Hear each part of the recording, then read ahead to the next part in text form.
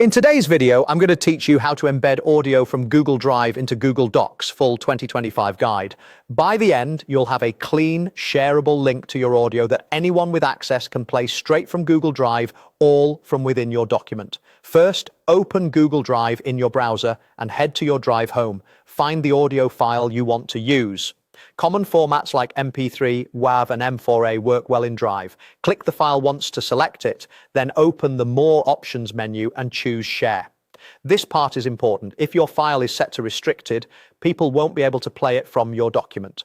In the sharing window, change the setting from restricted to anyone with the link. Leave the permission on viewer so people can play or download without changing your file. Now click Copy Link to place the shareable link on your clipboard, and then click Done to close the sharing window. If you're on a school or work account and don't see the Anyone with the Link option, your admin may limit link sharing. In that case, share within your organization instead.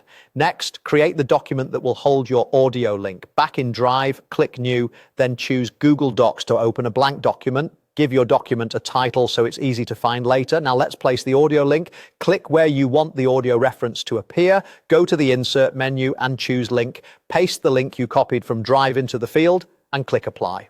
You'll see a clickable link added to your doc.